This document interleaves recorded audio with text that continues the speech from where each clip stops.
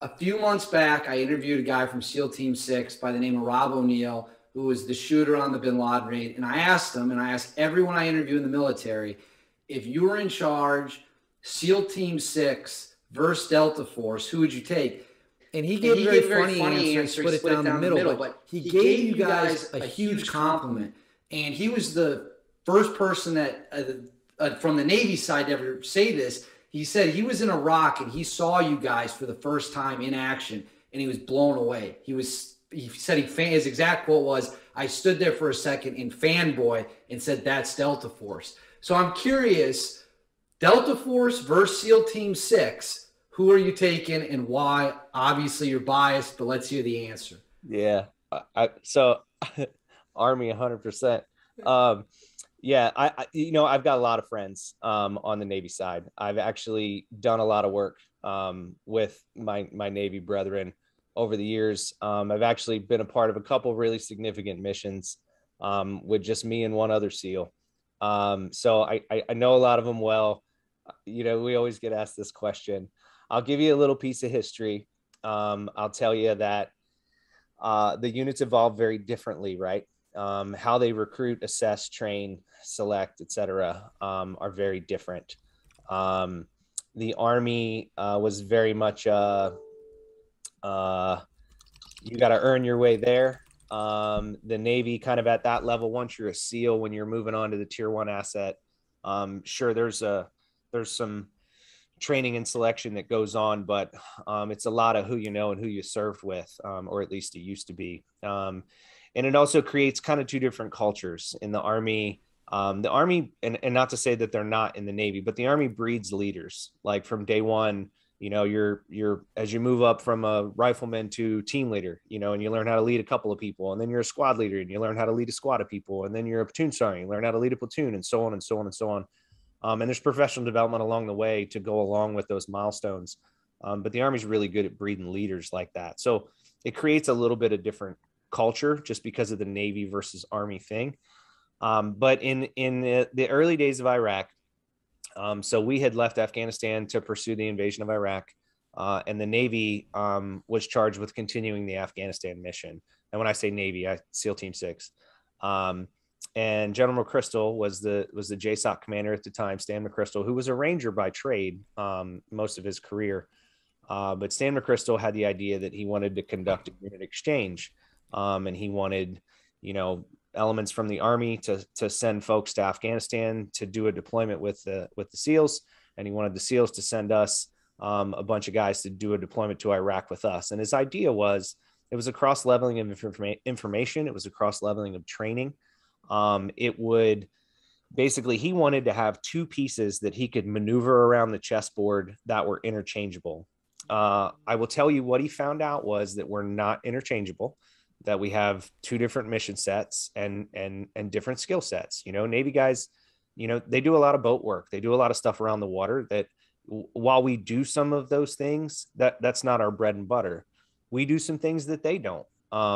Without discussing what those are, some of those are classified, but there's mission sets that Delta does that the SEALs don't. But the level of training and the skill sets involved are very similar. So that first rotation that we ever did in exchange, one of my teammates went to Afghanistan with the Navy and had his own experience with them. And then we took in a guy from them along with two other teams in my troop. And it was one of the best dudes I ever served with. He was a rock star, really solid performer, good shooter, fast, really blend in with our team very, very quickly. But at the end of that rotation, of the three guys that were assigned to my troop, one of them was a Navy SEAL team leader. And he actually said to our troop, he said, "I just want to tell you guys," he's like, "I've been an Army hater my entire career. I've been in the Navy for 23 years. I'm a team leader in SEAL Team 6. And you guys are the best trained, most competent unit I have ever been around. And I learned more in 90 days than I did in most of my time as a Navy SEAL."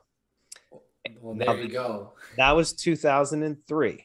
Now, I will tell you, present day, those two units are interchangeable. That they've got some of the best individuals in the world on both sides, and they can both execute the majority of the mission sets interchangeably, and they do. So who gets the call and when and where depends on so many factors. But one of them is not who's better suited to do it. So that's a very comprehensive answer. I like that. But when something like you just said, who gets the mission depends on a variety of factors. When the Bin Laden raid went down, and obviously they go with SEAL Team 6, were the Delta guys like, damn, I really wish that had been us? Sure, absolutely. I can tell you, during the invasion of Iraq, I was in the middle of the desert at war conducting missions every day. And the Jessica Lynch mission went down where they rescued Jessica, which hardly any shots fired, but she was a hostage taken prisoner by Iraqis, and they pulled her out of that hospital. We were pissed that they did it because hostage rescue was our bread and butter, but we were engaged. It made more sense to take a unit that was flexible, that was already over there and able to go execute, than it did to pull us out of what we were doing to go do it. Bin Laden, there's a lot of backstory there too. You know, some of it depends on particular leadership positions that are in certain locations. You know, sometimes they have more experience with one unit or the other. It just kind of depends on where they fell in the food chain on the officer side coming up. But that plays into it. Sometimes who knows the battle space better plays into it. You know, if it's a ship takedown, the logical, you know, situation is always going to be the Navy. If it's aircraft related, it's going to be the Army, so on and so on. But yeah, there is always professional jealousy when one gets to do it and the other doesn't. I can tell you when the Bin Laden raid happened, I was as happy as could be. I was as happy for my brothers on the Navy side as anybody.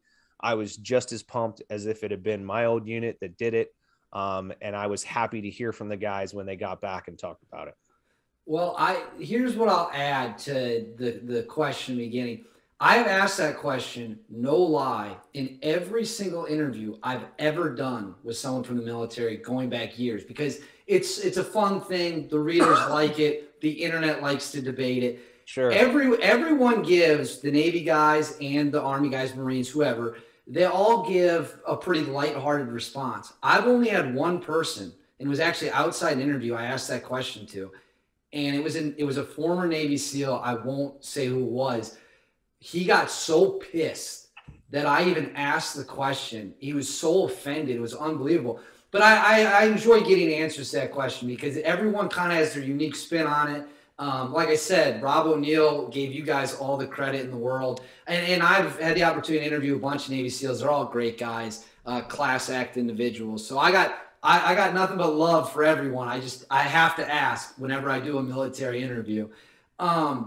Something that I did want to touch on is you have heard over the years different negative cultural issues come out about different military units. They've had Green Berets who've been arrested for drug smuggling. You've had Navy SEALs that have gotten in trouble. But you don't ever really, as far as my research can tell you, there's very minimal public reports about Delta Force having issues.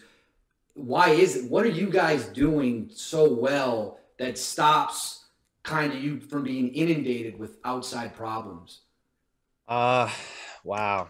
So I think the main thing that keeps that from happening with our organization, in this light, I'm going to paint it in a positive. In the post-career life, I'm going to paint it as a negative. And I, you know, it is what it is.